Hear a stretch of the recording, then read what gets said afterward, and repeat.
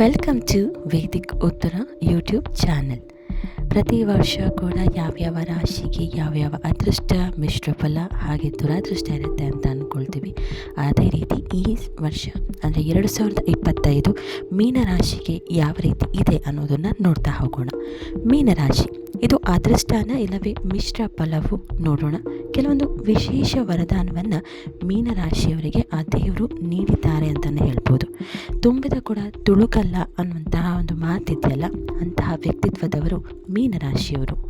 ಶಾಸ್ತ್ರ, ಧರ್ಮ, ದೇವರು ಎಲ್ಲರ ಮೇಲೂ ಕೂಡ ಪೂರ್ಣ ಮನಸ್ಸು ಇವರಿಗೆ ಇದ್ದೇ ಇರುತ್ತೆ. ಇನ್ನು ದಾನ ಧರ್ಮ ಅಂತ ಬಂದಾಗ ಇವರು ಎತ್ತಿದ ಕೈ.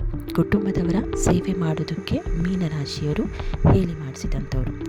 ಹಾಗಾದರೆ 2025 ಮೀನರಾಶಿಯವರ ಶಿಕ್ಷಣ ವಿಚಾರದಲ್ಲಿ ಹೇಗಿದೆ ಅನ್ನೋದನ್ನು ನೋಡೋಣ. ಮೀನರಾಶಿಯ ವಿದ್ಯಾರ್ಥಿಗಳಿಗೆ ಇದು ಶುಭ ಫಲ. 2ನೇ ಹಾಗೂ 4ನೇ ಮನೆಯಲ್ಲಿ ಗ್ರಹಗಳ ಸಂಚಾರದಿಂದ ಶಿಕ್ಷಣದ ವಿಚಾರದಲ್ಲಿ ಶುಭ ಫಲಗಳನ್ನು ಇವರು ನಿರೀಕ್ಷೆ ಮಾಡಬಹುದು. ರಾಶಿಯಲ್ಲಿ ಇರುವ ರಾಹು ಮತ್ತು ಕೇತುಗಳು, ಕೇತು ಅಂದರೆ ಕನ್ಯಾ ರಾಶಿಯಿಂದ ಸಿಂಹ ರಾಶಿಗೂ, ಮೀನ ರಾಶಿಯಲ್ಲಿರುವಂತಹ ರಾಹು ಕುಂಭ ರಾಶಿಗೂ ಸಂಚಾರ ಮಾಡೋದ್ರಿಂದ ಧನಸ್ಥಾನದ ಮೇಲೆ ರಾಹು ದೃಷ್ಟಿ ಇದ್ದೇ ಇರುತ್ತೆ. ಈ ಒಂದು ಕಾರಣದಿಂದಾಗಿ ದಿಢೀರ್ ರಾಜಯೋಗ, ದಿಢೀರ್ ಅನುಕೂಲ. ಆದರೆ ನೀವು ಕೆಲವೊಂದು ಸಲ ಎಚ್ಚರವಾಗಿರಬೇಕು, ಹುಷಾರಾಗಿರಬೇಕು. ಇಲ್ಲದಿದ್ದರೆ ಖಂಡಿತವಾಗಲೂ ಇದೆಲ್ಲದರಿಂದಲೂ ಕೂಡ ತೊಂದರೆ ಎದುರಾಗುವಂತಹ ಸಾಧ್ಯತೆ ಇದೆ. ಪಾಲುದಾರಿಕೆ ವ್ಯವಹಾರ ಮಾಡುವುದು ಸದ್ಯಕ್ಕೆ ಬೇಡ ಅಂತಲೇ ಹೇಳ್ಬೋದು.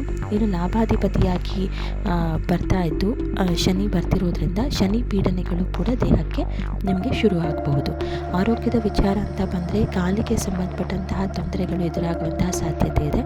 ಅಂದರೆ ವೆರಿಕೋಸ್ ವೈನ್, ಆರ್ಥರೈಟಿಸ್, ಹೀಗೆ ಆರೋಗ್ಯದ ಮೇಲೆ ಒಂದು ರೀತಿ ನೆಗೆಟಿವ್ ಇಂಪ್ಯಾಕ್ಟ್ ಆಗೋದ್ರಿಂದ ಕೆಲವೊಮ್ಮೆ ನೀವು ಎಚ್ಚರದಿಂದ ಇರಲೇಬೇಕಾಗತ್ತೆ.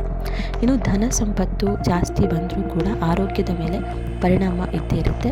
ರಕ್ತದೊತ್ತಡ, ಟೆನ್ಷನ್ ಇರುವಂತಹ ಲೈಫ್ ಇದೆಲ್ಲವೂ ಕೂಡ ಹೆಚ್ಚಾಗೋದ್ರಿಂದ ಚಿಕ್ಕ ಪುಟ್ಟ ಕಾಯಿಲೆ ಮೇಲೆ ಅಸಡ್ಡೆ ಪಡುವಂಥದ್ದು ಬೇಡ. ಅಂದರೆ ಬಂದದ್ದನ್ನು ಆಸ್ಪತ್ರೆಗೆ ತೋರಿಸುವಂಥದ್ದು, ವೈದ್ಯರನ್ನು ಸಂಪರ್ಕ ಮಾಡುವಂಥದ್ದು ಉತ್ತಮ ಅಂತಲೇ ಹೇಳ್ಬೋದು.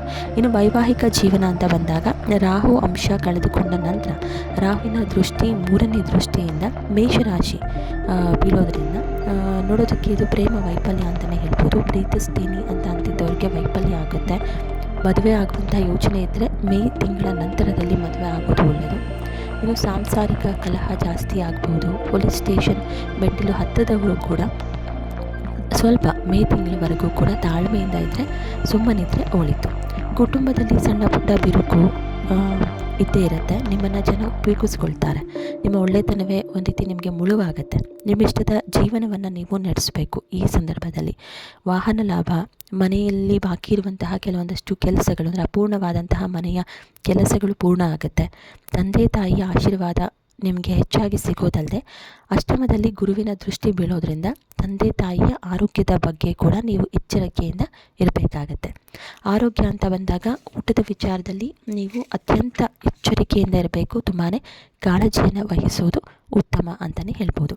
ಇನ್ನು ಪರಿಹಾರ, ಮೇ ತಿಂಗಳ ನಂತರ ಮದುವೆ ವಿಚಾರದಲ್ಲಿ ಸ್ವಲ್ಪ ಸೈಲೆಂಟ್ ಆಗಿರಬೇಕು ಅಂತ ಹೇಳಿದ್ವು. ಇನ್ನು ಗುರುವಿನ ಆರಾಧನೆ ಮತ್ತು ಗುರುವಿನಲ್ಲಿ ಪ್ರಾರ್ಥನೆಯನ್ನು ಮಾಡೋದ್ರಿಂದ ನಿಮಗೆ ಒಳಿತಾಗುತ್ತೆ. ಇನ್ನು ಶನಿ ಮಹಾತ್ಮ ಸ್ವಾಮಿ ಇರೋದ್ರಿಂದ ಈಶ್ವರನಿಗೆ ತಿಲಾರ್ಚನೆ ಮಾಡಿಸೋದ್ರಿಂದ ಅನುಗ್ರಹ ಇರುತ್ತೆ. ಅಂದರೆ ಎಳ್ಳು ಬತ್ತಿಯನ್ನು, ಎಳ್ಳು ದೀಪವನ್ನು ಹಚ್ಚೋದ್ರಿಂದ ನಿಮಗೆ ಒಂದಷ್ಟು ಉತ್ತಮ ಫಲಿತಾಂಶವನ್ನು ಕೂಡ ನೀವು ನಿರೀಕ್ಷೆ ಮಾಡ್ಬೋದು.